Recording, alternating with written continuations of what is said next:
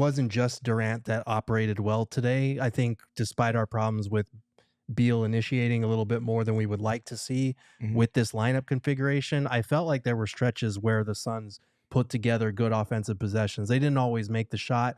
We saw early on they started like 3 for 15 or something. They were, Royce missed 2 or 3 wide open threes in that stretch. Book missed a couple of good mid-range shots that we know he's capable of making. But they kind of stuck with it, and we saw in those third and fourth quarters there, and especially the second when they dropped 40, the offensive process was leading to better results. Like Bradley Beal was getting downhill. They were actually getting shots at the rim in that second half, even though they only had like 1 in the first half.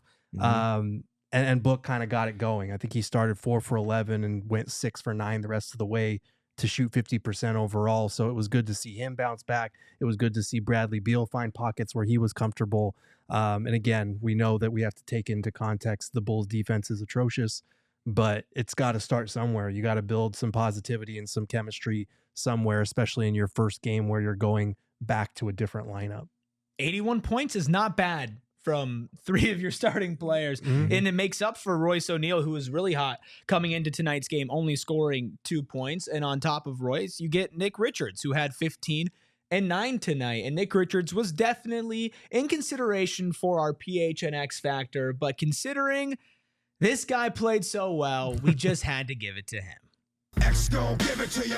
It was Bradley Beal, like you mentioned, Gerald. Maybe some more initiating than we would have liked, but if the Suns can get 25 points and a plus 13 on the plus minus from Bradley Beal starting in 38 minutes, well, they should be able to pick up these wins over the bad teams and at least compete with those that are pretty tough in their strength of schedule for the rest of the season. Yeah, absolutely. And he said in his post-game interview that the Bulls were talking trash a little bit, and that's what kind of sparked him in that second quarter. We need to put someone in the locker room to just talk trash to Bradley Beal before every game, if that's the case, because he was getting downhill. He was hitting, from the mid-range, from 3.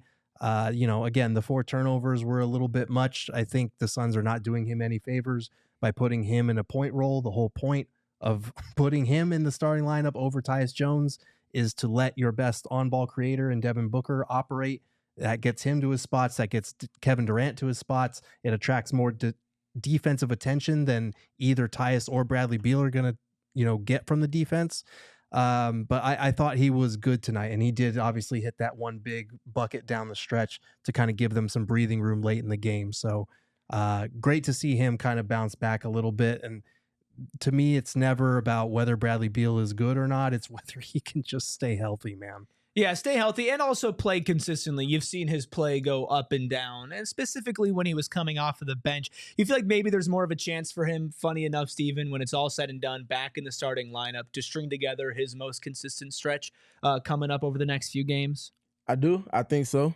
But I think the best way to aid him in getting back to that space that you need him operating in and getting back to, getting in alignment with climbing the standings and getting to the 6th seed, you can't overtask him.